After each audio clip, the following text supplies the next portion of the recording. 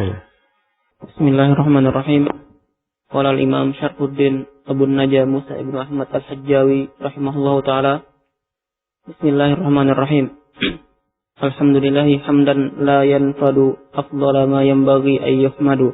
Wa sallallahu wa sallama ala afdhalil mustafaina Muhammadin wa ala alihi wa ashabihi wa man ta'abbad. Amma ba'du. Fahada mukhtasarun fil fiqhi min muqna'il imamil muwaffaqi Abi Muhammad ala qawlin wahidin wa huwa ar-rajihu fi madhhabi Ahmad wa rubbama hadaftu minhu masaila nadiratal wuqu'i wa zidtu ma ala mithlihi yu'tamad idil himamu qad qasurat wal asbabul musbitatu an nailil muradi qad kasurat wa ma'a sigari hajmihi hawa ma yugni an tatwili wa la hawla wa la quwwata illa billahi wa huwa hasbuna wa ni'mal wakil. Baik. Bismillahirrahmanirrahim. Alhamdulillahi rabbil alamin. Wassalatu wassalamu ala al-mab'uts rahmatan lil alamin.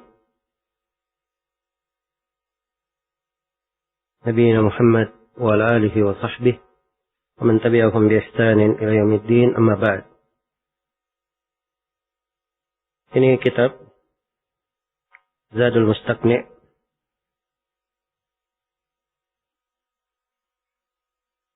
في الفقه من الراجح في مذهب الإمام أحمد. Demikian judul buku ini, karya Al-Allama Syarfuddin Abu Najah Musa bin Ahmad al-Hajjawi. Akan datang nanti di penjelasan dari muqaddimah penulis bahwa matan ini beliau ringkas dari kitab Al-Muqni' karya Imam Ibnu Qudamah rahimahullahu ta'ala. Iya. Dan di sela-sela pembahasan nanti insyaallah ta'ala kita akan ingatkan beberapa pembahasan yang berkaitan dengan masalah fikih. Dan perlu diingat bahwa para ulama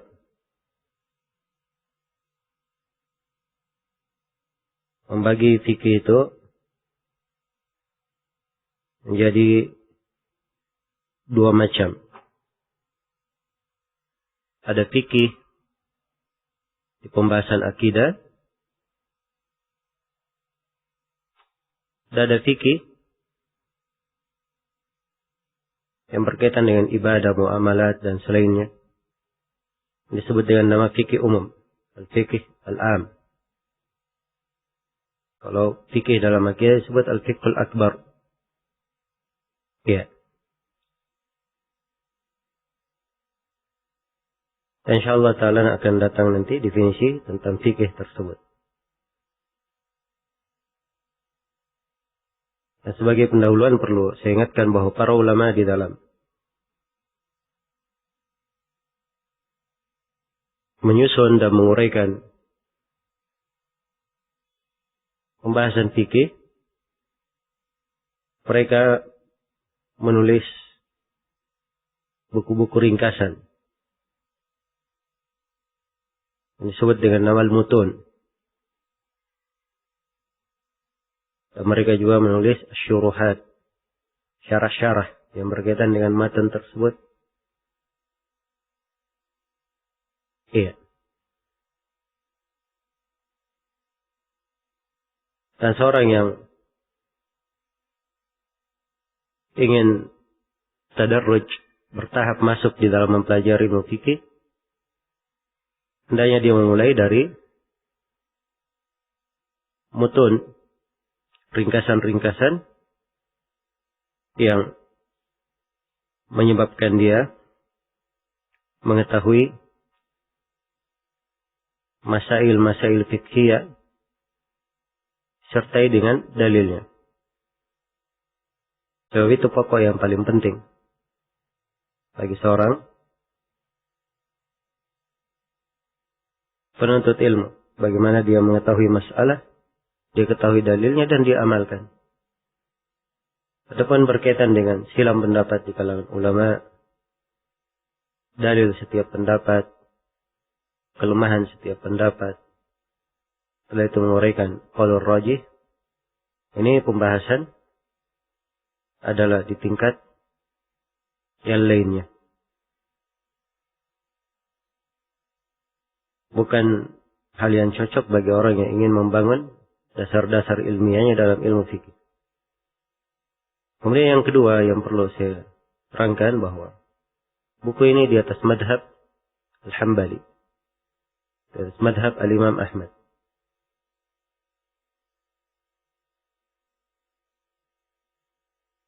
Berkaitan dengan al-madhahib,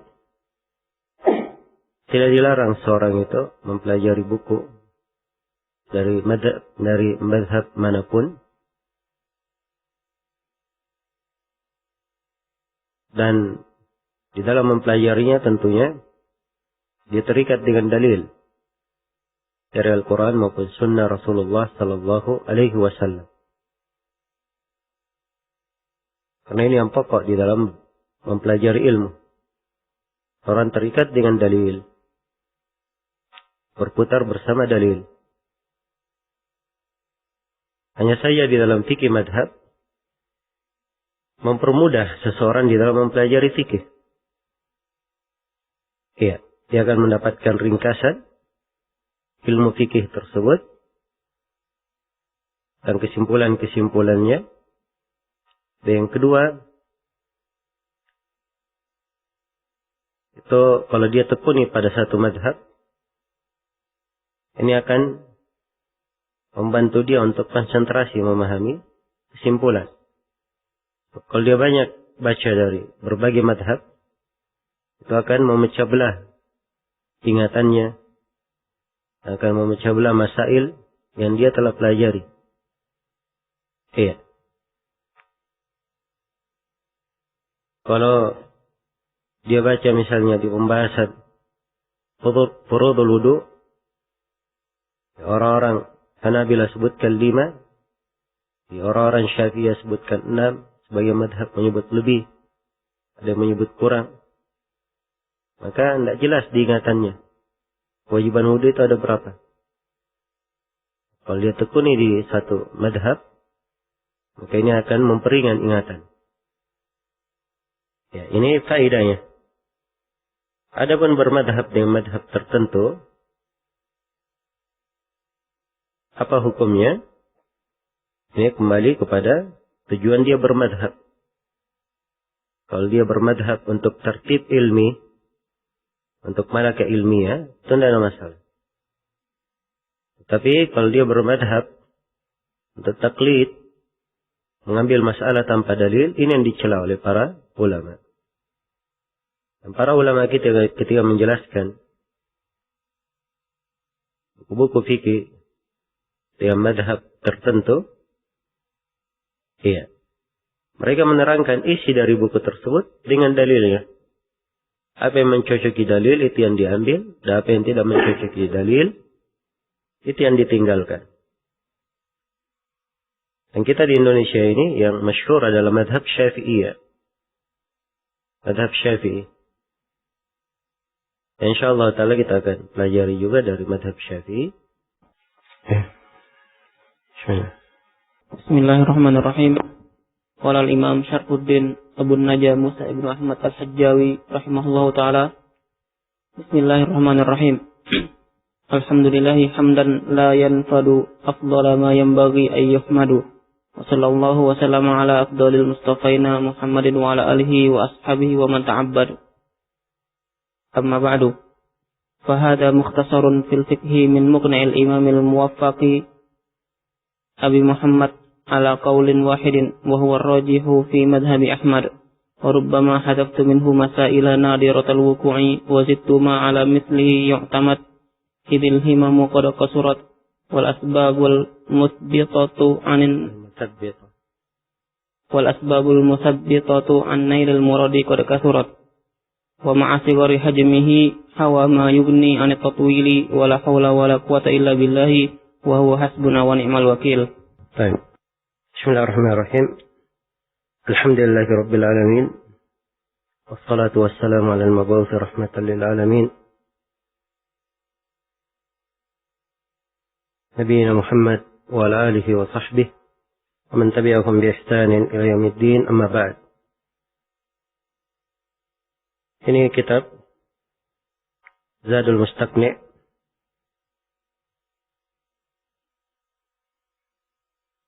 fil fiqh min ar-rajih fi madhhabi al-Imam Ahmad. Demikian judul buku ini, karya Al-Allama Sarfuddin Abu Naja Musa bin Ahmad Al-Hajjawi. Akan datang nanti di penjelasan dari muqaddimah penulis bahwa matan ini beliau ringkas dari kitab Al-Muqni' karya Imam Ibnu Qudamah rahimahullahu ta'ala. Iya.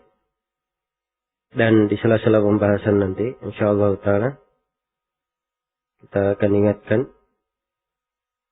beberapa pembahasan yang berkaitan dengan masalah fikih.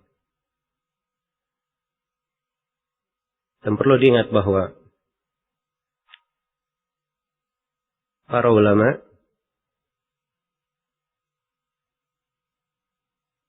membagi fikih itu menjadi dua macam. Ada fikih di pembahasan akidah, dan ada fikih yang berkaitan dengan ibadah, muamalat dan selainnya. Disebut dengan nama fikih umum, al-fikih al-am. Kalau fikih dalam akidah disebut al-fiqhul akbar. Ya. Dan insyaallah ta'ala akan datang nanti definisi tentang fikih tersebut. Dan sebagai pendahuluan perlu saya ingatkan bahwa para ulama di dalam menyusun dan menguraikan pembahasan fikih, mereka menulis buku-buku ringkasan yang disebut dengan nama al-mutun. Dan mereka juga menulis syuruhat, syarah-syarah yang berkaitan dengan matan tersebut. Iya. Dan seorang yang ingin tadarruj, bertahap masuk di dalam mempelajari ilmu fikih, hendaknya dia memulai dari mutun, ringkasan-ringkasan yang menyebabkan dia mengetahui masail-masail fiqhiyah sertai dengan dalilnya. Sebab itu pokok yang paling penting bagi seorang penuntut ilmu. Bagaimana dia mengetahui masalah, dia ketahui dalilnya dan dia amalkan. Adapun berkaitan dengan silang pendapat di kalangan ulama, dalil setiap pendapat, kelemahan setiap pendapat, setelah itu menguraikan qaulur rajih, ini pembahasan adalah di tingkat yang lainnya. Bukan hal yang cocok bagi orang yang ingin membangun dasar-dasar ilmiahnya dalam ilmu fikih. Kemudian yang kedua yang perlu saya terangkan bahwa buku ini di atas madhab Al-Hambali, di atas madhab Al-Imam Ahmad.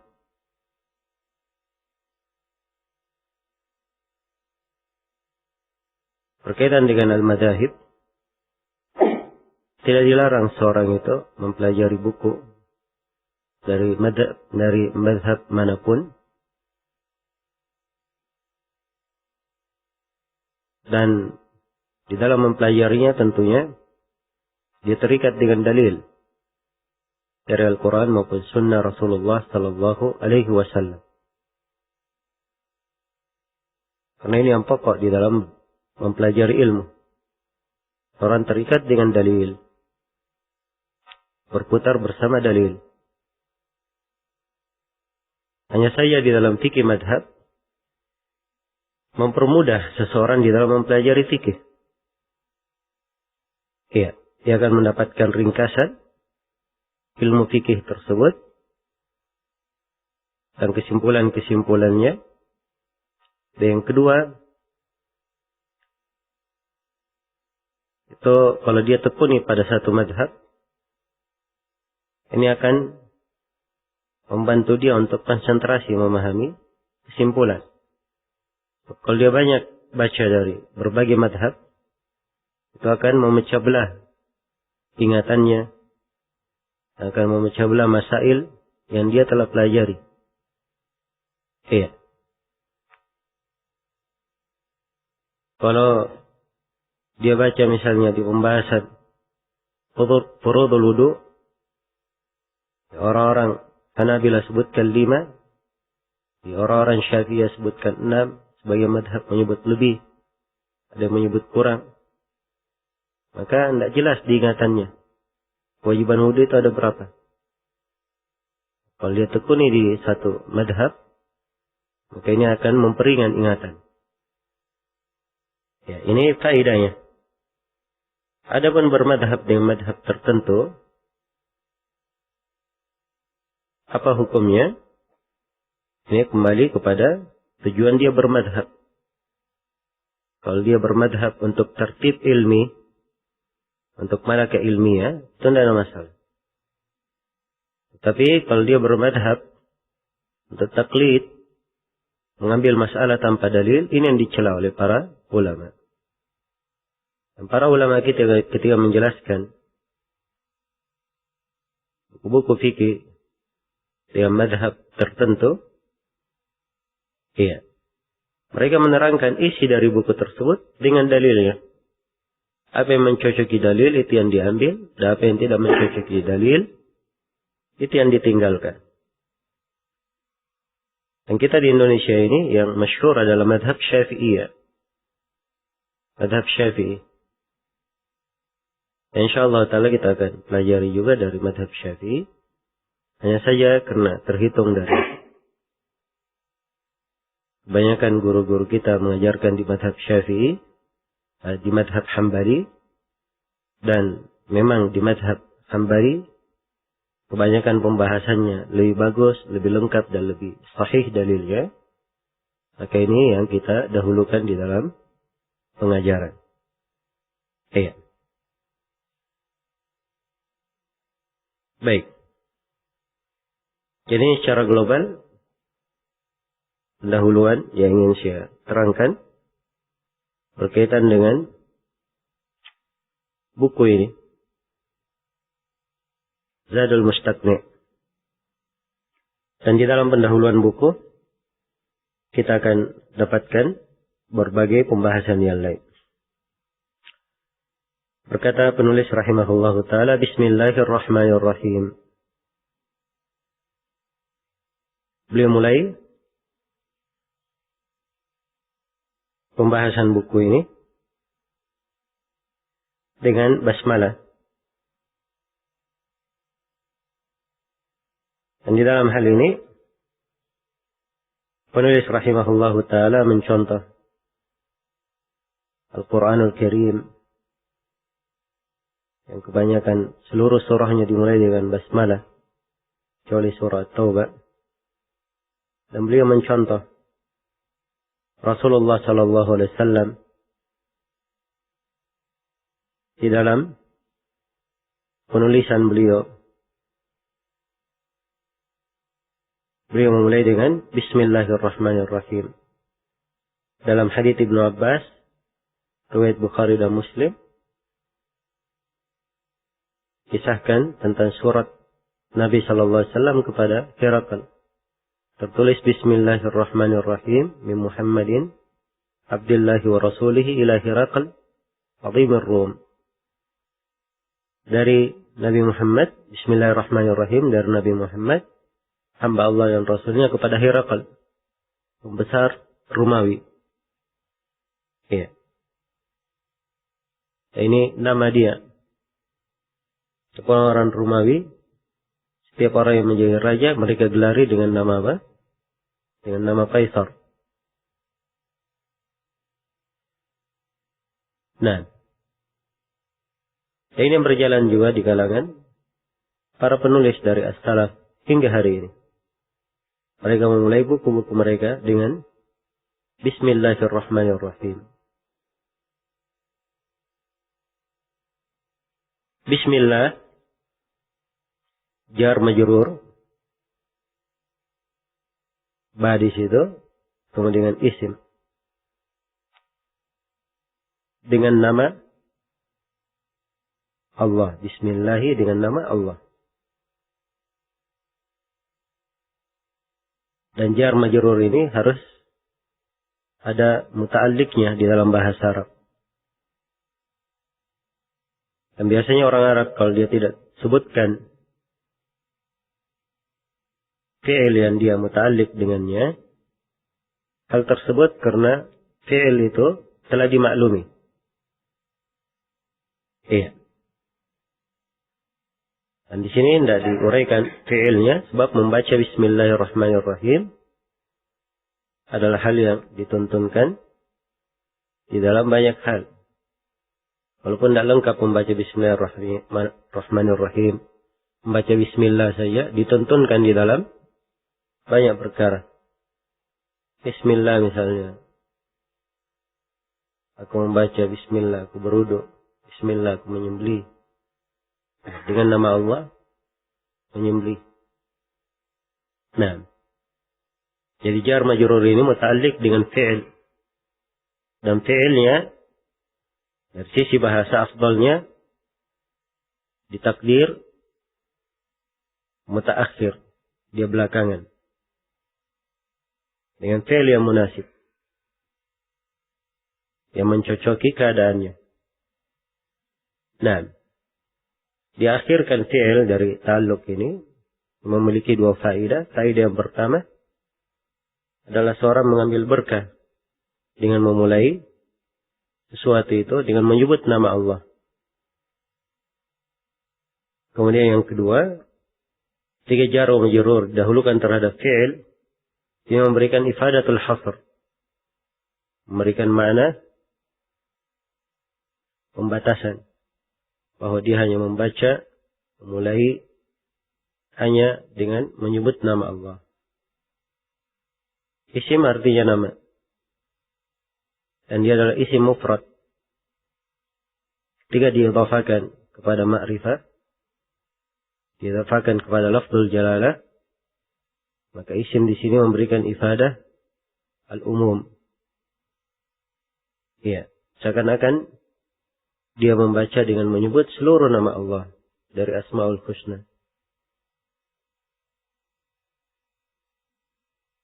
Allah, lafzul jalalah, adalah nama untuk Allah Subhanahu wa Ta'ala Al-Bari. Dan seluruh nama ikut kepadanya. Seluruh nama ikut kepadanya. Iya. Dan itu adalah al-ismul a'zam, salah satu pendapat ulama. Dalam firman Allah Subhanahu wa Ta'ala, kitabun anzalnahu ilaika litukhrijan nasa minadh dhulumati ila an-nuri bi'idzni rabbihim ila siratil azizil hamid Allahil ladzi lahu ma fis samawati wa ma fil ardh. Sebut nama Allah. Kalau disebut Al-Aziz Al-Hamid, kemudian disebut nama Allah. Dan ketika menyebutkan Asmaul Husna, dipakai lafzul jalalah Allah. Walillahil asmaul husna fad'uhu biha. Disebut dengan nama Allah. Tidak dengan Walil Rahman, Walil Rahim, atau Walil Aziz, Walil Alim. Tapi dipakai lafzul jalalah Allah. Walillahil asmaul husna fad'uhu biha.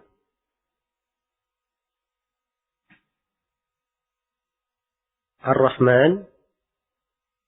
Ar-Rahman artinya maha merahmati. Dari kata rahmat. Dan ini dari nama yang khusus bagi Allah Subhanahu wa ta'ala. Tidak dinamakan nama Ar-Rahman untuk selain Allah. Iya. Dan rahmat yang terkandung di dalam nama ini adalah berkaitan dengan sifat dzatiyah. Karena itu rahmat Allah Ar-Rahman adalah luas, mencakup seluruh makhluk, jin dan manusia, muslim dan kafir. Ar-Rahim juga bermakna yang maha memiliki rahmat, yang maha merahmati. Tapi rahmat di dalam nama Ar-Rahim ini berkaitan dengan sifat fi'liyah. Karena dia adalah rahmat Allah Subhanahu wa ta'ala bagi siapa yang Allah kehendaki. Karena itu Allah khususkan untuk orang-orang yang beriman. Wa kana bil mu'minina rahima. Dan adalah Allah terhadap kaum mukminin sangat merahmati. Rahima. Jadi dua nama ini Ar-Rahman dan Ar-Rahim dari asal katanya sama, bermakna dari kata rahmat. Hanya perbedaannya dari sisi keluasan makna Ar-Rahman itu lebih luas daripada apa? Ar-Rahim. Karena juga dari peletakan dalam bahasa Arab Ar-Rahman 5 huruf dan Rahim apa? 4 huruf. Dua-duanya fi'il, dua-duanya sifat mubalaghah. Dua-duanya isim mubalaghah. Hanya saja di dalam kaidah bahasa Arab ziyadatul mabna tadullu ala ziyadatil ma'na. Tambahan di dalam bangunan dalam jumlah huruf itu menunjukkan tambahan di dalam makna. Karena Rahman 5 huruf, maka kandungan rahmatnya lebih luas daripada Ar-Rahim. Kalau diartikan semuanya sama-sama, artinya yang maha merahmati. Hanya saja orang Indonesia mengatakan yang maha pengasih lagi maha penyayang. Pengasih dan penyayang sama artinya, merahmati. Semuanya dari kata rahmat. Iya. Perbedaan yang lain, kalau Ar-Rahman, dia berkaitan dengan sifat dzatiyah. Kandungannya lebih luas, lebih umum. Adapun Ar-Rahim, itu kaitannya dengan sifat fi'liyah. Ya rahmat untuk orang-orang yang beriman. Nah.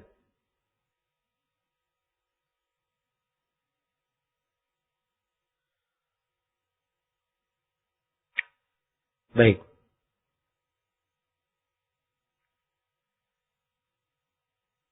Bismillahirrahmanirrahim.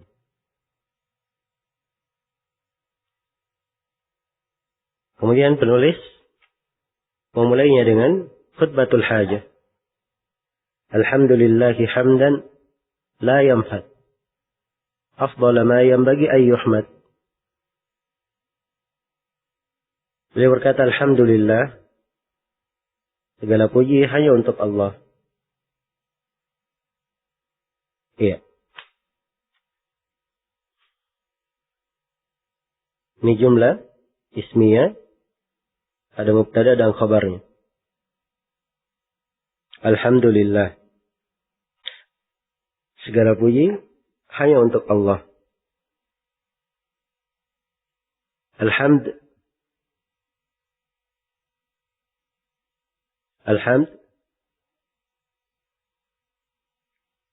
adalah wasful mahmud bil kamal.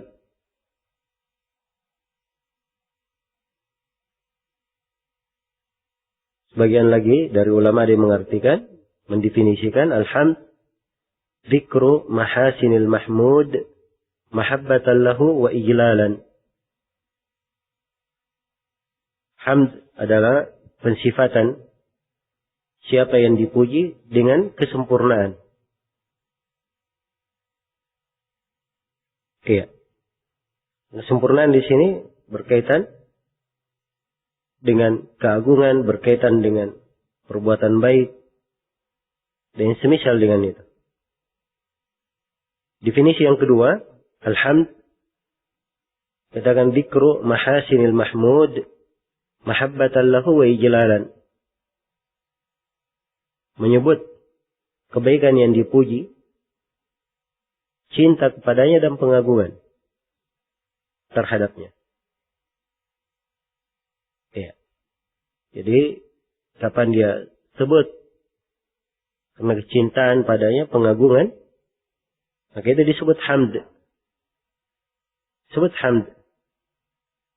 Kalau dia katakan singa itu sangat pemberani, ini disebut hamd atau tidak? Tidak disebut hamd. Sebab tidak ada bentuk kecintaan dan ijlal dalamnya. Hanya pengabaran. Ya. Maka alhamd adalah pujian kepada siapa yang dipuji karena kecintaan padanya dan pengagungan. Dan pengagungan. Memulai dengan alhamdulillah. Ini dilakukan oleh banyak ulama. Mereka mengikuti Al-Quranul Karim yang dimulai dengan Alhamdulillahi Rabbil Alamin. Yang berbagai surah dimulai dengan Alhamdulillah. Alhamdulillahilladzi khalaqas samawati wal ard wa ja'ala adh-dhulumati wan nur. Surah Al-An'am. Di surah Al-Isra. Di akhirnya wa qul alhamdulillahilladzi lam yattakhidh waladan. Di awal surah Al-Kahfi.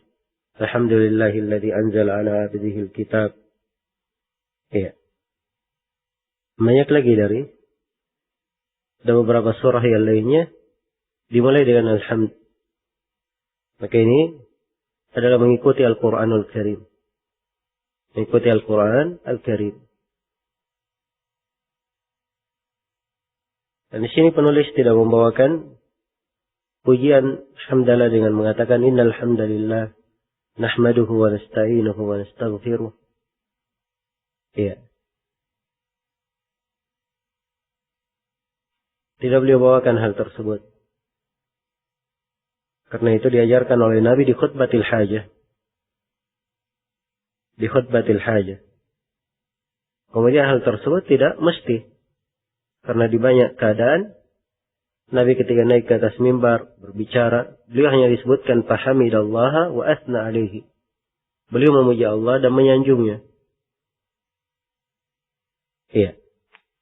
Yang hal yang afdal di khutbatul hajah kalau dia membaca innal hamdalillah nahmaduhu wa nasta'inuhu dan seterusnya. Iya. Hanya saja kalau seorang membawakan khutbatul hajah sesuai dengan apa yang mencocoki pembahasannya, maka itu adalah hal yang baik dan dilakukan oleh banyak ulama. Alhamdulillahi, segala puji hanya untuk Allah. Lam di sini disebut dengan nama lam lil ikhtisas wal istihqaq. Lam pengkhususan dan pembatasan hak. Bahwa pujian itu khusus hanya untuk Allah. Segala alhamd hanya untuk Allah. Wal istihqaq. Dan sebelumnya alif lam di alhamd itu, alif lam lil istiqraq, yang mencakup seluruh jenis hamd masuk di dalamnya. Karena itu Allah subhanahu wa ta'ala dipuji. Alhamd untuknya pada segala keadaan. Ya, telah syah dari Nabi sallallahu alaihi wasallam. Beliau mengajarkan apabila seorang tertimpa oleh kebaikan dia membaca apa? Alhamdulillahilladzi bini'matihi tatimmus shalihat. Dan kalau dia tertimpa kejelekan dia membaca alhamdulillahi ala kulli hal. Jadi dia memuji Allah pada segala keadaan. Sebab Allah subhanahu wa ta'ala maha terpuji pada segala ketentuan dan takdirnya, pada segala agama dan syariatnya. Iya. Dan dialah Allah yang dipuji di awal dan di akhir. Secara zahir dan batin. Nah.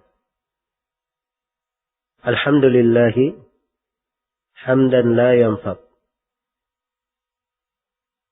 Segala puji hanya untuk Allah. Pujian la yanfad, yang tidak pernah habis, tidak ada akhirnya. Tidak ada akhirnya. Hamdan ini masdar ya. Mansub. Maf'ul mutlaq. Dan dia mentakkid untuk amilnya. Yang tidak disebut di sini. Nah. Alhamdulillahi hamdan. Dan dia di sini sebagai takkid, pujian la yanfad, yang tidak ada habisnya, tidak ada akhirnya. Tidak ada akhirnya. Iya. Afdala ma yanbaghi an yuhmad. Afdala di fathah lamnya. Sebab dia mansub di sini sebagai hal. Ya, maksudnya dipuji. Allah subhanahu wa ta'ala dipuji. Afdala. Dengan pujian yang paling afdal. Yang paling baik. Ma yang bagi ayyuhmad. Apa yang sepantasnya Allah dipuji dengannya. Apa yang sepantasnya Allah dipuji dengannya.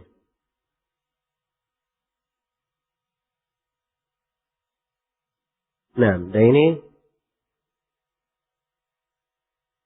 penulis rahimahullahu ta'ala telah mensifatkan hamd kepada Allah di sini dengan dua sifat. Yang pertama la yanfad, dan yang kedua afdala ma yanbaghi an yuhmad. Sifat yang pertama, pujian yang terus menerus, tidak ada akhirnya. Dan sifat yang kedua, pujian yang paling afdalnya. Pujian yang paling afdal. Pujian yang paling afdal. Allah subhanahu wa ta'ala ya, maha terpuji, melebihi apa yang sanggup disifatkan oleh para makhluk. Iya. Dan pujian itu alhamd berbeda dengan asyukur. Berbeda dengan kesyukuran. Kalau hamd itu pujian kepada Allah, tidak ada muqabilun ni'mah. Tidak ada dia mendapatkan nikmat, kemudian dia memuji. Tidak harus dia mendapatkan nikmat, kemudian dia memuji. Tapi kalau syukur, syukur adalah pujian karena dia mendapatkan nikmat. Iya. Kalau dari sisi keterkaitannya, syukur lebih luas. Karena syukur berkaitan dengan lisan, berkaitan dengan hati, dan berkaitan dengan apa? Anggota tubuh. Berbeda dengan hamd. Dia tidak berkaitan dengan anggota tubuh. Dia adalah pujian. Dengan lisan. Yang dia yakini dengan hatinya. Iya. Adapun kesyukuran. Kadang dengan lisan. Wa amma bi ni'mati rabbika haddith. Dan kadang dengan keyakinan. Wa ma bikum min ni'matin famin Allah.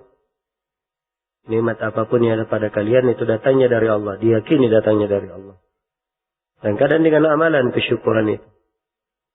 Allah firman wa'amalu ala Dawuda wa'amalu ala Dawuda syukra. Dan lakukanlah wahai keluarga Daud kesyukuran. Iya. Jadi ini beberapa perbedaan antara alhamd dan asyukur.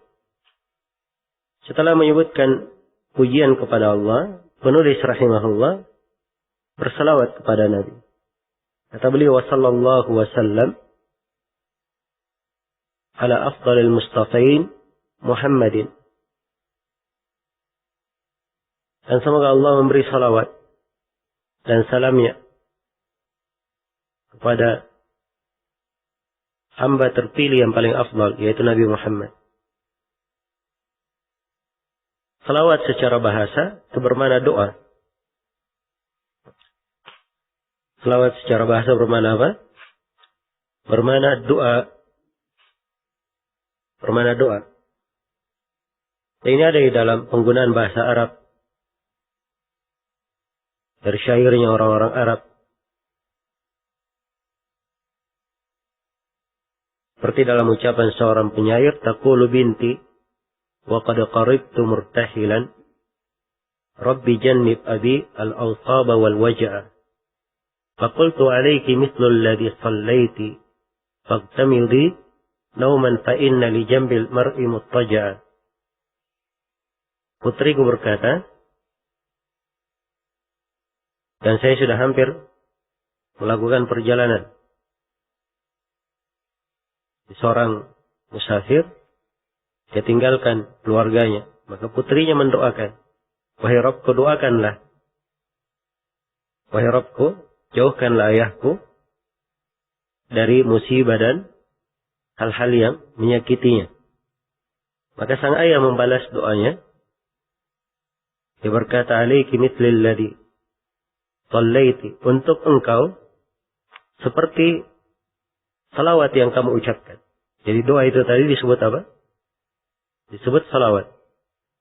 Menunjukkan bahwa salawat dari sisi bahasa bermakna doa. Dan ini digunakan di dalam Al-Quran. Nah, di dalam Al-Quran Allah berfirman, "Khudh min amwalihim sadaqatan tutahhiruhum wa tuzakkihim biha wa shalli 'alaihim inna salataka sakanun lahum." Dan salawat di sini bermakna apa? Salat bermakna doa. Maka salat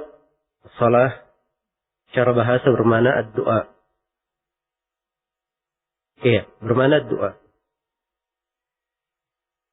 Adapun di dalam makna salawat, ada beberapa pendapat di kalangan ulama. Iya. Namun yang paling afdalnya adalah apa yang ditafsirkan oleh Abul Aliyah, sebagaimana diriwayatkan oleh Al-Bukhari di dalam sahihnya dengan sigatul jazm. Abul Aliyah berkata, "Inna salata minallahi tana'uhu 'alal musalli 'alaihi fil mala'il a'la." Sungguhnya salawat dari Allah adalah pujian untuk orang yang diberi salawat itu di depan para malaikat yang didekatkan. Al-mala'il a'la maksudnya malaikat yang didekatkan. Nah, jadi kalau didoakan salawat untuk Nabi, semoga Allah memberi salawat untuknya, yaitu semoga Allah Subhanahu wa ta'ala memuji Nabi sallallahu alaihi wasallam di depan para malaikat yang didekatkan di atas langit. Nah, jadi ini makna dari salawat. Allah Subhanahu wa ta'ala telah memerintah, "Inna Allaha wa malaikatahu yusalluna 'alan nabi, ya ayyuhalladzina amanu sallu 'alaihi wa sallimu taslima." Sungguhnya Allah dan para malaikatnya memberi salawat kepada Nabi. Wahai orang-orang yang beriman, bersalawatlah engkau terhadap Nabi dan bertaslimlah untuknya. Nah, salawat itu sendiri ada yang wajib, ada yang sunnah. Kalau dia dalam salat bisa menjadi wajib. Iya. Bisa menjadi wajib. Sejumlah ulama mewajibkannya di dalam khutbah Jumat, khutbah Id, istisqa. Dan insyaAllah akan datang pembahasan dalam hal ini. Walaupun hukum salawat secara umum adalah sunnah muakkadah. Iya. Dan Nabi sallallahu alaihi wasallam telah menyebutkan, "Man shalla alayya wahidatan sallallahu alaihi biha asyran." Siapa yang bersalawat untuk sekali, maka Allah akan bersalawat untuknya dengan sekali itu. Beri salawat untuknya 10 kali. Bersalawat untuknya 10 kali. Dan diberikan salawat kepada Nabi sallallahu alaihi wasallam dalam keadaan beliau hidup dan setelah beliau meninggal. Iya. Karena perintah bersalawat untuk beliau terus berlaku setelah beliau meninggal. Dan Nabi sallallahu alaihi wasallam telah bersabda, "Shallu alayya haitsu kuntum fa inna salatakum tablughuni." Bersalawatlah kalian terhadapku dimanapun kalian berada, karena salawat kalian itu sampai kepadaku.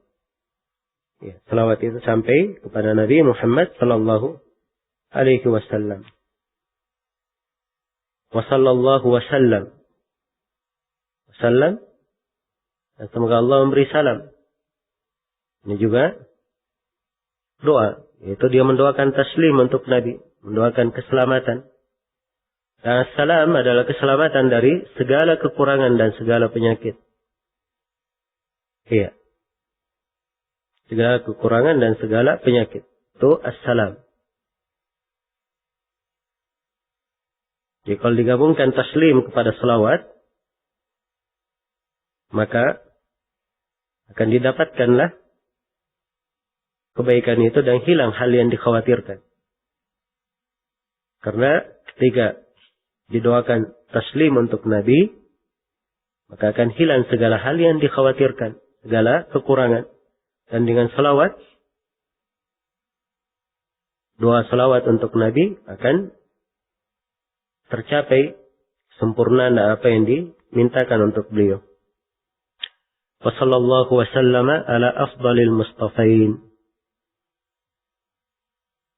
Salawat dan salam semoga selalu diucapkan kepada afdalil mustafin.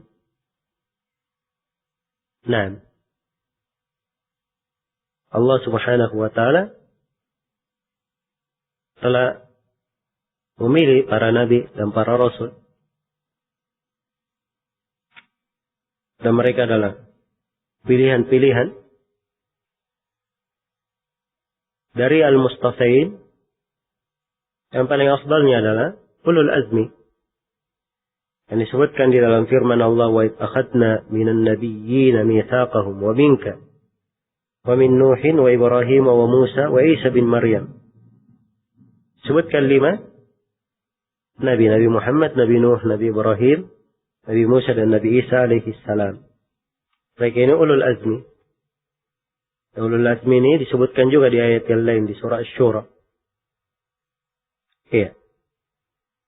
Maka kita berdoa salawat dan salam untuk afdalil mustafain. Al-mustafain jama' dari mustafa. Al-mustafa itu artinya al-mukhtar, yang dipilih. Iya. Yang dipilih. Dan semua nabi dan rasul adalah dipilih. Cuman Rasulullah sallallahu alaihi wasallam adalah yang paling afdalnya. Rasulullah sallallahu alaihi wasallam adalah yang paling afdalnya. Di dalam sahih Muslim dari hadits Wathil bin Asqa, Rasulullah sallallahu alaihi wasallam berkata tentang dirinya, "Inna Allah astafa min bani Ismail Kinana, wastafa min Kinanata Quraisyan, wastafa min Quraisyin bani Hashim, wastafani min bani Hashim. Fa ana khiyarun min khiyar." Kata Nabi, sungguhnya Allah memilih dari anak-anak Ismail Bani Kinana. Ya, karena Arab ini itu dari keturunan Nabi Ismail alaihissalam. Ya, dari keturunan Bani Ismail, Nabi Ismail punya banyak keturunan. Yang dipilih adalah Bani Kinana, anak-anak Kinana. Dan Kinana ini banyak lagi keturunannya. Yang dipilih adalah Quraisy. Orang-orang Quraisy banyak keturunannya. Ya, dan dari Quraisy yang dipilih adalah Bani Hashim. Dan kata Nabi, dan Allah memilihku dari Bani Hashim. Karena itu saya adalah pilihan dari orang-orang yang terpilih. Nah, ala afdalil mustafaina Muhammadin, Nabi Muhammad. Ya, nah ini yang paling afdalnya di dalam bersalawat kepada Nabi, menyebut nama beliau. Sebab kalau dia berkata, ala abdihi wa rasulihi, saja, terhadap hamba dan rasulnya, semua nabi dan rasul adalah hamba dan rasul Allah. Tapi kalau dia sebut nama nabinya, maka itu yang paling afdalnya. Ya, karena memang salawat itu diarahkan kepada beliau sallallahu alaihi wa alihi wasallam. Nah, ala Muhammadin, kepada Nabi Muhammad. Ini salah satu nama dari nama beliau. Dan nama Nabi Muhammad itu banyak ya. Beliau disebut Muhammad, disebut Ahmad, disebut Nabiur Rahmah, Nabiut Taubah. Iya. Dan ada beberapa penamaan beliau syah di dalam 2 hadits di As-Sahihain. Dan ada di dalam riwayat-riwayat yang lain di luar As-Sahihain. Baik. Wassallallahu wasallam ala afdalil mustafain Muhammadin wa ala alihi wa ashabihi wa man ta'abbad. Wa ala alihi, dan kepada alihi. Al-al yang diinginkan di sini adalah keluarganya. Keluarganya, kerabatnya. Apakah itu istri-istrinya dan keturunan beliau, dari keluarga beliau. Walaupun kata al itu sendiri, itu mencakup 2 hal. Mencakup al bermakna pengikut, dan al kadang bermakna kerabat, keluarganya. Karena itu dalam menafsirkan wa alihi, harus dilihat konteksnya. Kata al kadang bermakna istri-istrinya, kadang bermakna keturunannya, dan kadang bermakna para pengikutnya, para sahabatnya. Tapi tatkala di sini telah disebutkan kalimat sahabat, wala alihi wa ashabihi, maka al di sini tentunya maknanya adalah apa? Adalah keluarganya. Bermakna keluarga. Iya. Baik.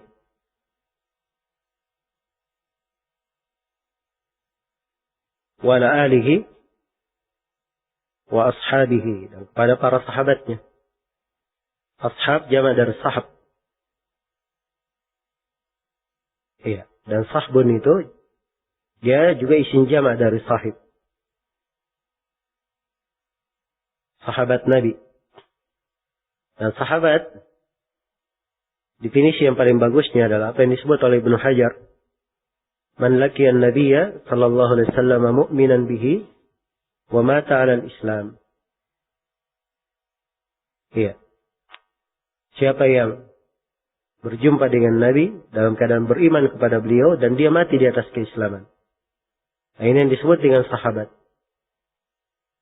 Siapa saya yang pernah berkumpul dengan Nabi, berjumpa dengannya, melihatnya, walaupun sesaat, maka dia telah dihitung sebagai sahabat Nabi Muhammad sallallahu alaihi wasallam. Mendapatkan keutamaan dari para sahabat. Iya. Dan Allah Subhanahu wa taala telah memuji para sahabat Nabi di berbagai ayat. Di berbagai ayat.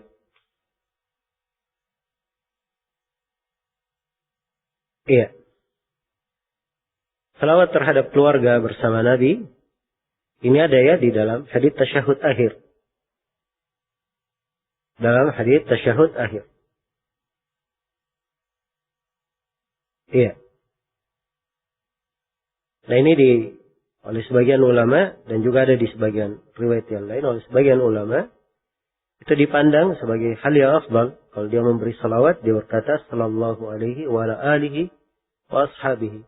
Disebutkan juga keluarganya. Namun sebagian ulama ada yang mengatakan bahwa ini penambahan wa alihi ini menjadi hal yang mirip dengan orang-orang Syiah. Dan di Al-Quran sendiri hanya disebut salawat dan taslim saja untuk Nabi sallallahu alaihi wasallam.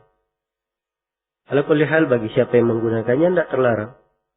Dan siapa yang membatasi dia berkata sallallahu alaihi wasallam saja juga boleh. Kalau dia berkata sallallahu alaihi wasallam juga boleh. Wa man ta'abbad, dan siapa yang selalu beribadah kepada Allah. Jadi ini doa untuk keluarga Nabi, untuk para sahabat dan seluruh umatnya yang beribadah pada beliau. Dan dalam khutbah ini, penulis rahimahullahu ta'ala di kalimat wa man ta'abbad, ini seakan-akan mengisyaratkan tentang pembahasan fikih yang beliau ingin kaji di sini. Dan pembahasan fikih itu luas, cabang-cabangnya banyak. Karena itu beliau memakai kalimat-kalimat yang mengisyaratkan hamdan la yanfad, afdala ma yanbaghi an yuhmad. Dalam fikih itu seorang memilih masalah dengan dalilnya. Dan di pembahasan fikih dengannya seorang memperbaiki ibadahnya. Memperbaiki ibadahnya. Dan ini disebut dengan nama bara'atul istihlal. Walaupun tidak begitu tampak dari ucapan penulis, tapi bisa diarahkan ke sana. Iya. Wa man ta'abbad. Dan siapa yang beribadah. Itu beribadah kepada Allah. Dan dimaklumi bahwa ibadah tidak diterima kecuali dengan dua syarat. Yang pertama, keikhlasan kepada Allah. Dan yang kedua, mutabah kepada Rasulullah sallallahu alaihi wasallam. Disyaratkan oleh sebagian ulama, syarat yang ketiga, orang yang melakukan ibadah itu adalah orang yang bertauhid. Adalah orang yang bertauhid. Sebab kadang ada orang yang sholat, dia ikhlas karena Allah, sesuai dengan petunjuk Nabi. Tapi kalau dia adalah seorang musyrik, tidak diterima sholatnya. Maka ini 3 syarat. Dari syarat diterimanya amalan. Ya, dan ibadah itu dibangun di atas cintaan kepada Allah dan pengagungan kepadanya. Bangun di atas al-mahabbah wa ta'zim pada Allah subhanahu wa ta'ala. Kemudian beliau berkata, amma ba'du. Amma ba'd, ini adalah kalimat yang dibawakan untuk masuk ke pembahasan yang akan dibahas. Ini kalimat oleh sejumlah ulama disebut sebagai faslul khitab yang diberikan kepada Nabi Daud alaihi salam. Ya, dan tentang faslul khitab itu, apa yang dimaksud? Ini ada khilaf di kalangan ulama ya. Ada yang menyebutkan bahwa ini sebagai faslul khitab. Sebagian ulama dia mengatakan bahwa ma ba'at ini adalah kalimat yang dibawakan untuk pindah dari suatu uslub ke uslub yang lainnya. Iya. Pindah dari suatu uslub ke uslub yang lainnya. Dan ini tidak mesti karena kadang sebagian ulama mereka pindah dari sebuah uslub ke uslub yang lainnya tanpa membawakan nama ba'd. Nama ba'du ini asalnya kalau dari sisi i'rab amma ini naibah ya dari syarat dan fi'il syart.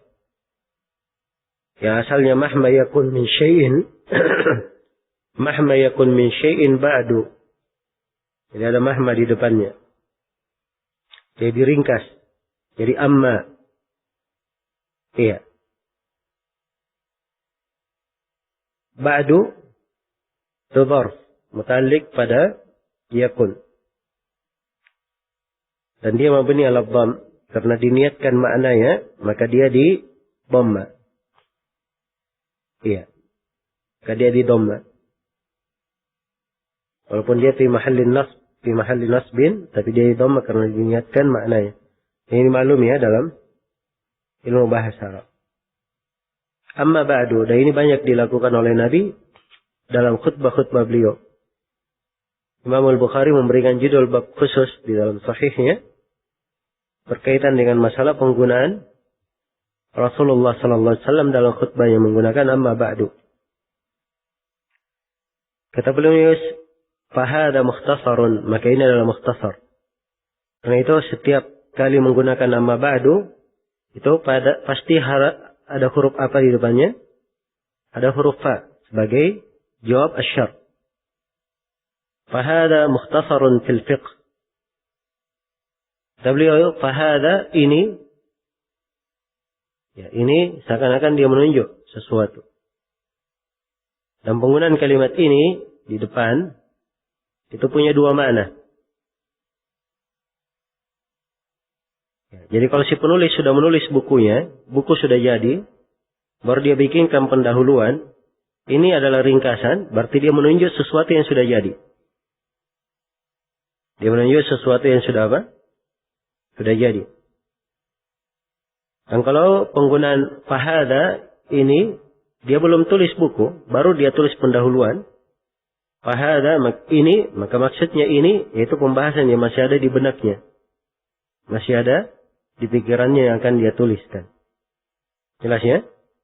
Dan ini dua hal, ya boleh digunakan. Dan para ulama yang menulis buku, kadang bukunya jadi dahulu, baru dia bikin pendahuluan. Dan kadang dia bikin pendahuluan dahulu, baru dia tulis bukunya. Baru dia tulis bukunya. Fahada mukhtasarun, ini adalah ringkasan. Al-mukhtasar, ya, dari wazan mufta'al. Mufta'al itu isim maf'ul ya. Dari isim maf'ul.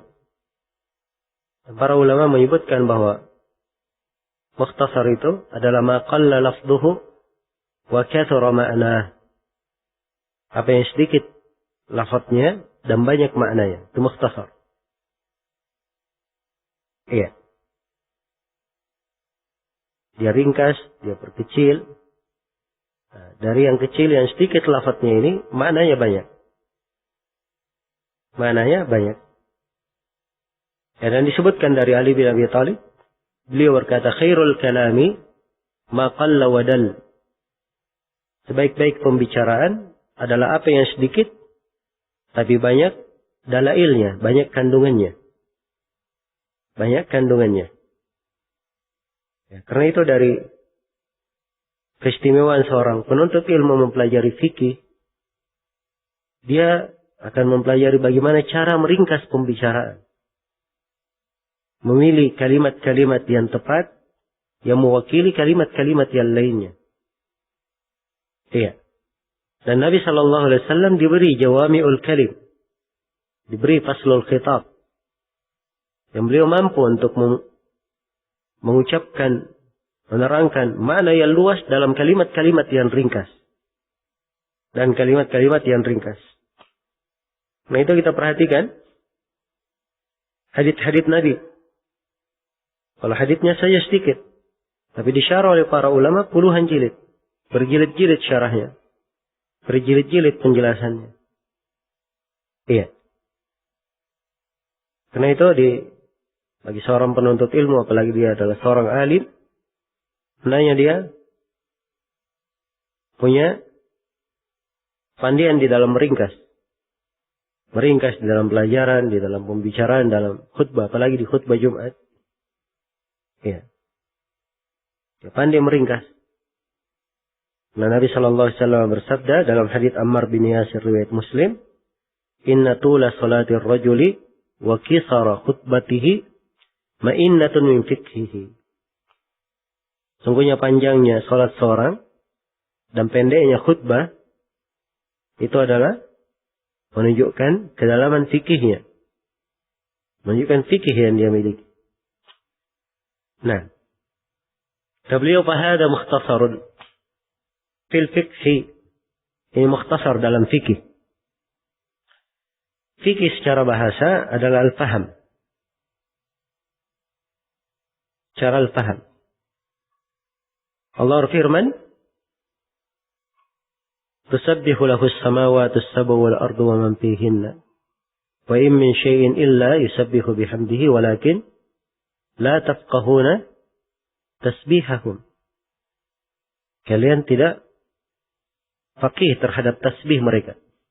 Sungguhnya segala yang di langit dan di bumi bertasbih kepada Allah. Tapi kalian tidak paham bagaimana tasbih mereka.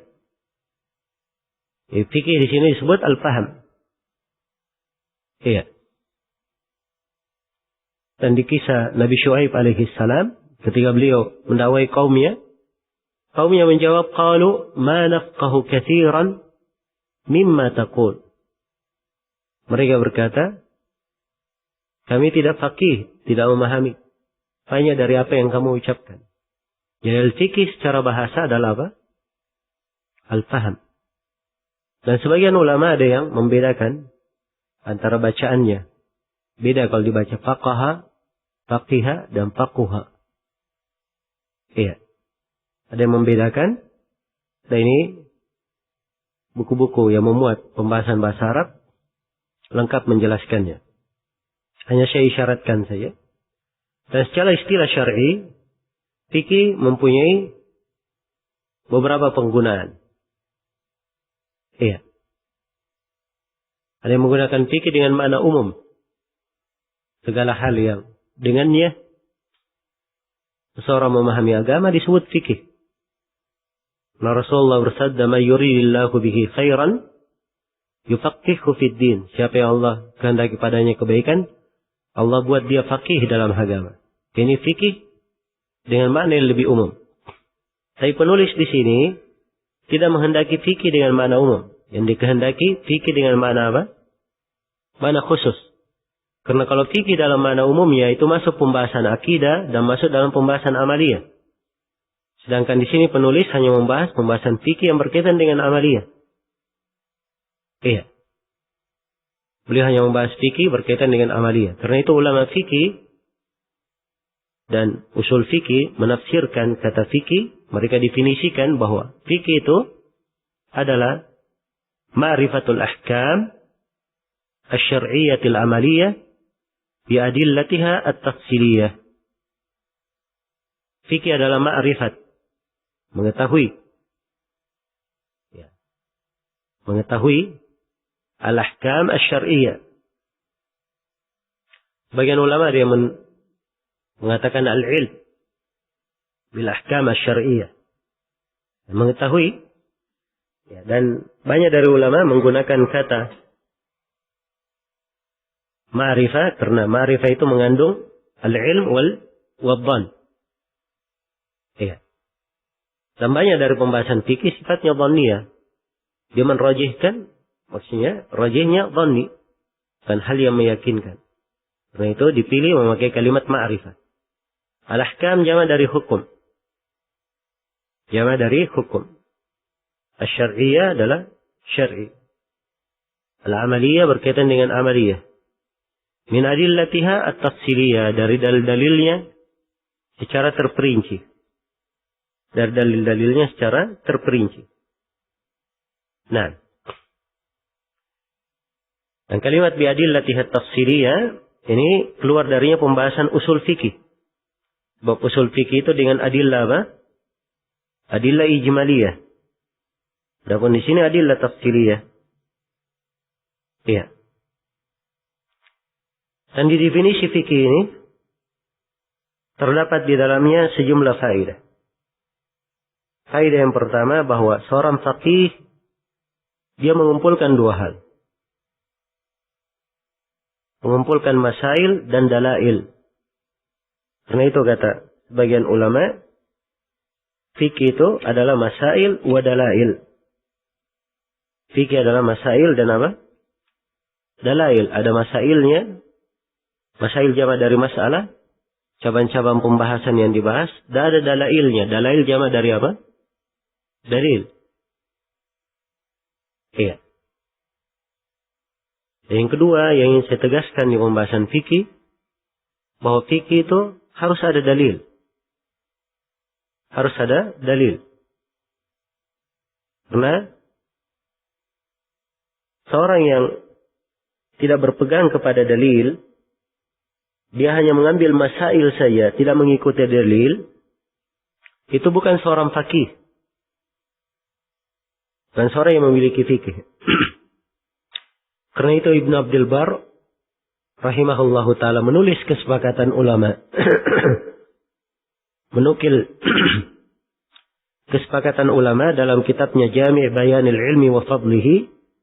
Beliau menukil kesepakatan ulama bahwa seorang muqallid itu bukanlah alim. Kalau dia muqallid ikut-ikutan, hanya diambil tidak tahu apa dalilnya, dia bukan alim. Seorang yang faqih, ya harus dia ketahui, dia baca kitab dan dia ketahui dalilnya. Dia ketahui dalilnya. Dan ini ditelantarkan dari banyak orang yang mempelajari madhab fiqhiyah, dia baca buku di sebuah madhab, dia hanya mengambil isi dari buku tersebut, kesimpulannya, dan tidak mempertanyakan dalil. Dan ini taklid namanya. Dan ini bukan ilmu. Bukan ilmu. Iya. Karena itu orang-orang yang seperti ini modelnya, kalau ditanya tentang masail ilmiah, dia tidak menjawab dengan qala Allahu wa qala Rasuluhu. Allah berfirman, Rasulullah bersabda. Tapi dia sebutkan berkata Nawawi di dalam buku ini. Berkata Abu Syuja di dalam buku ini. Ya. Dan berkata Al-Hadrami di dalam Safinatun Najah. Dan berkata si Fulan. Ya, dalam buku ini. Ini dia hanya mengambil lafaz dari ulama, tidak mengetahui dalil. Ini bukan seorang alim. Seorang alim, kalau dia menukil dari ulama, dia tahu dalilnya apa. Iya. Dengan dalilnya. Inilah yang dikatakan al-fiqh. Al-faqih. Nah. Baik. Jadi sekali lagi fikih itu ma'rifat ahkam syari'iyah al-amaliyah min adillatiha at-tafsiliyah. Dan dalilnya secara terperinci. Iya. Penulis fahada mukhtasarun fil fiqhi. Ini mukhtasar dalam fikih. Ingat, mukhtasar ringkasan dalam pembahasan fikih. Ya. Sekali lagi, mukhtasarat itu penting. Dia seperti usul ilmi. Usul ilmiah bagi seorang penuntut ilmu. Kalau dia ingin membangun pohon ilmunya, membangun bangunan keilmuan, dia harus menanam akarnya. Harus membangun pondasinya. Bagaimana mungkin seorang ingin membangun bangunan di atas tempat yang tidak ada pondasi? Atau ingin dia mendapatkan pohon tidak pernah dia tanam bibitnya, akarnya. Iya. Maka harus ada dasar pijakan. Nah, ringkasan-ringkasan yang seperti ini adalah pijakan-pijakan dasar. Nah, itu kata para ulama, man dhayya al-usul, hurimal usul, hurimal wusul. Siapa yang menelantarkan al-usul, hurimal wusul. Maka dia diharamkan untuk sampai. Tidak mungkin dia sampai pada apa yang dia tuju. Baik. Kata beliau rahimahullah, min muqni'il imami al-muwaffaqi Abi Muhammadin. Jadi ini mukhtasar fikih diambil dari mana? Diambil dari Muqni'. Kitab Al-Muqni karya Imam Al-Muwaffaq Abi Muhammad. Maksudnya Abi Muhammad ibnu Qudama. Abdullah bin Ahmad bin Ibn Qudama Al-Maqdisi. Ya. Ibn Qudama Al-Maqdisi rahimahullahu ta'ala. Ibn Qudama Al-Maqdisi rahimahullahu ta'ala. Diambil dari kitab Al-Muqni karya beliau. Dan dimaklumi bahwa Ibn Qudama meninggal tahun 620 Hijriah. Iya. Berbeda dengan penulis. Penulis datang setelah Ibnu Qudama. Beliau meninggal di tahun 968 Hijriah. Imam Al-Hajjawi. Nah.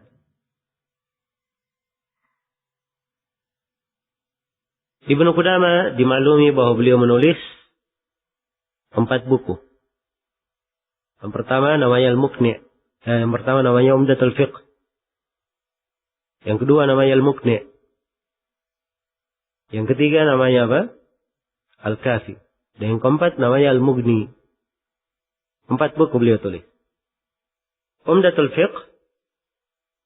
Beliau hanya membawakan kesimpulan madhab di atas satu pendapat yang rajih. Ini Umdatul Fiqh. Kalau Al-Muqni' oleh Ibnu Qudama disebutkan madhab itu dengan 2 pendapat, 2 wajah atau 2 sisi di dalam madhab. Tapi belum disebutkan dalil-dalil ta'lil, tidak banyak diterangkan. Kemudian Al-Kafi di atasnya lagi. Karena Al-Kafi sudah dia sebutkan sisi-sisi pendapat di dalam madhab 2 atau dua sisi, dua wajah. Disebutkan dalil dan disebut ta'lilnya di dalam Al-Kafi. Ya, ada yang terakhir Ibnu Qudamah menulis kitab Al-Mughni. Disebutkan seluruh pendapat dalam madhab, sekaligus dia terangkan madhab-madhab fikih yang lainnya. Jadi ini 4 pembahasan fikih disusun oleh Ibnu Qudamah secara berurut. Dan kata sebagian dari ulama kita di masa ini, yaitu Syekh Abdul Razak Afifi rahimahullah, beliau katakan bahwa Ibnu Qudamah menulis 4 buku untuk 4 tingkatan madaris. Umdatul Fiqh untuk tingkatan SD. Al-Mughni untuk tingkatan SMP. Ya. Al-Kafi untuk tingkatan SMA dan Al-Mughni untuk tingkatan kuliah. Jelas ya? Dan penulis di sini, beliau meringkas Al-Mughni. Ya, Al-Mughni diringkas lagi dari tingkatan yang kedua. Al-Mughni diringkas menjadi tingkatan pertama. Jelas ya? Karena itu beliau katakan, Min Mughni al-Imam al-Muwaffaq Abi Muhammad ala qaulin wahid. Diringkas di atas 1 pendapat. Ya, kalau Ibnu Qudamah sendiri beliau sebutkan beberapa pendapat ya, 2 pendapat. Ya. Di dalam kitabnya Al-Mughni. Tapi oleh penulis diringkas di atas 1 pendapat saya. Di atas 1 pendapat. Sehingga mudah bagi seorang itu mendapatkan manfaat dan faedahnya. Keistimewaan kitab Zadul Mustaqni ini, masail-masail yang dibahas di dalam kitab itu lebih banyak daripada yang lainnya dan lebih detail. Dan dia dalam bentuk ringkasan masih di atas 1 pendapat. Ya. Berbeda dengan sejumlah dari buku kalau ingin kita dapatkan masail lebih luas, kadang kita harus masuk di dalam pembahasan silang pendapat. Dan ini tentunya adalah hal yang lebih berat. Karena itu dari sejumlah ulama mutaakhirin, mereka meringkas lagi dari buku-buku madhab yang banyak masailnya diringkas menjadi mukhtasar, ringkasan. Inilah yang dilakukan oleh penulis rahimahullahu ta'ala di sini. Iya. Nah.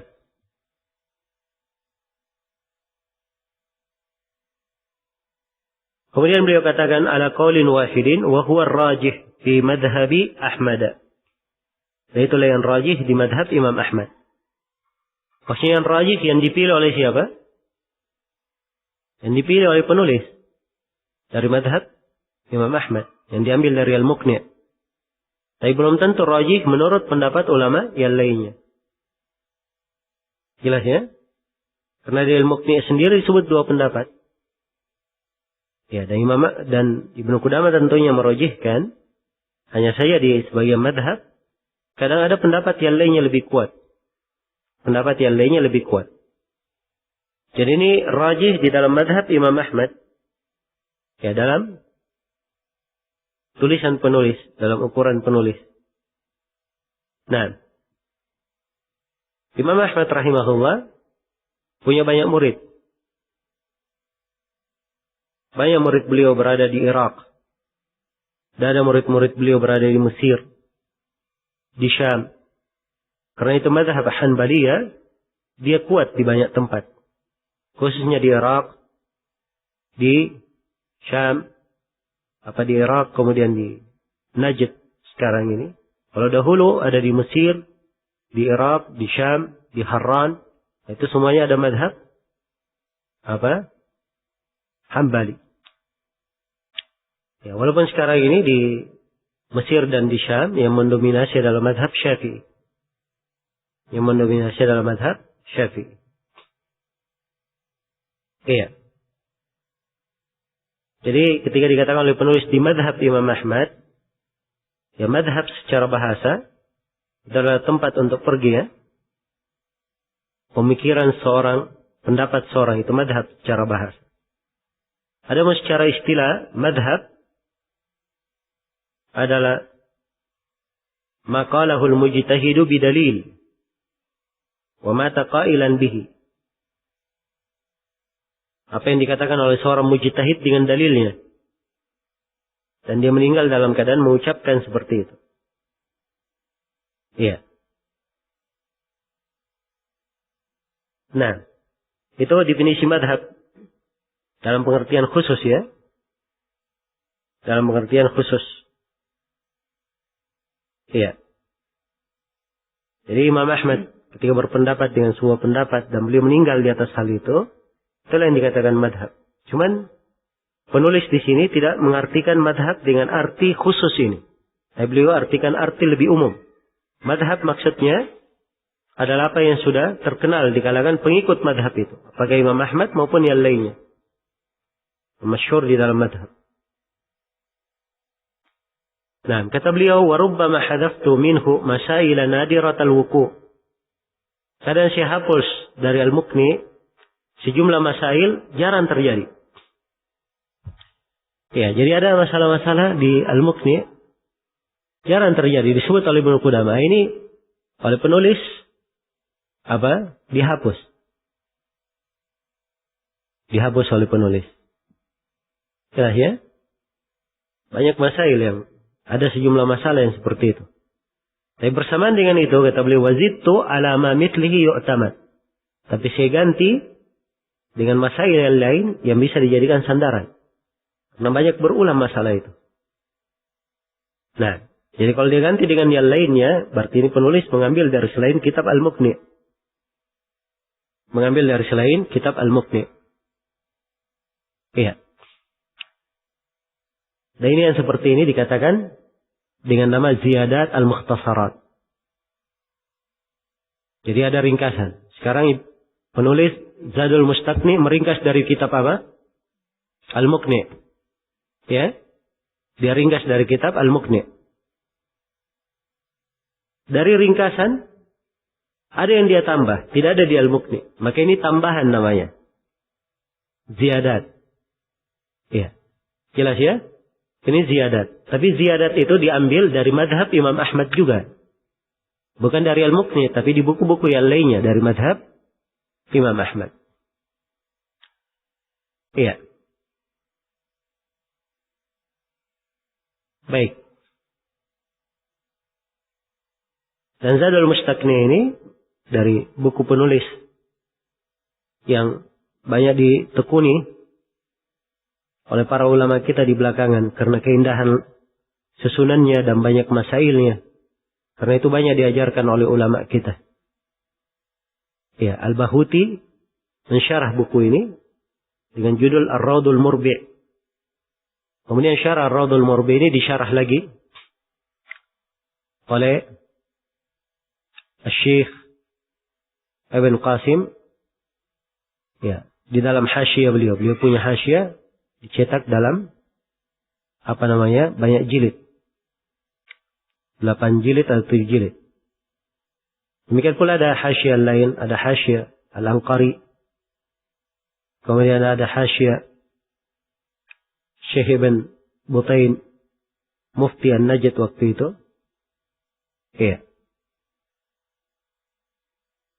Untuk kitab Zadul Mustaqni sendiri. Adapun kitab Al-Muqni karya Ibnu Qudamah, Al-Muqni ini dari buku yang paling banyak syarahnya. Buku yang paling banyak syarahnya. Nah, karena itu pembahasan dari buku ini ya banyak rujukannya. Dan di antara ulama kita di masa ini yang mensyarahnya adalah Syekh Ibnu Utsaimin. Beliau syarah dicetak dalam 15 jilid dengan judul Asy-Syarhul Mumti'. Dan juga di antara mensyarahnya adalah Syekh Shalih Al-Fauzan. Ya, di dalam 4 jilid. Dan syarah beliau diberi judul Asy-Syarhul Mukhtasar ala Matni Zadul Mustaqni.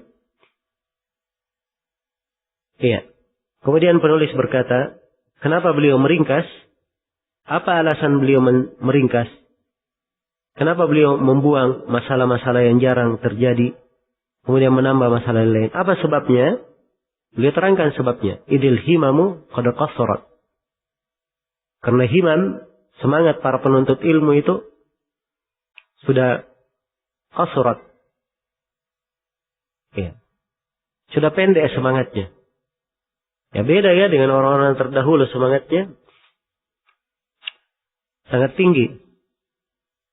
Suatu hari Ibnu Jarir At-Tabari berkata kepada murid-muridnya, saya akan mengimla untuk kalian kitab di dalam tarikh. Kitab di dalam tarikh. Ya. Yang kita akan sebutkan dengan sanad-sanad dan periwayatan. Kata murid-muridnya, ini akan memakan seluruh umur kita. Maka beliau pun berkata, inna lillahi wa inna ilaihi raji'un. Dianggap musibah oleh beliau. Ya, da'ufatil himam. Semangat sudah melemah. Akhirnya beliau tetap mengimla kitab itu. Dan jadilah tarikh beliau yang hingga hari ini menjadi kebanggaan umat Islam. Dan dicetak lebih dari 30 jilid. Setelah itu beliau berkata lagi, saya akan mengimla buku berkaitan tentang tafsir. Beliau juga berkata, ini akan habis umur. Dengan gaya penulisan dan imla seperti itu. Beliau berkata, la inna lillahi wa inna ilaihi raji'un. Du'afatil himam. Himmat telah melemah. Maka beliau mengimla sampai selesai tafsir beliau. Dan terkenal dengan nama tafsir At-Tabari itu.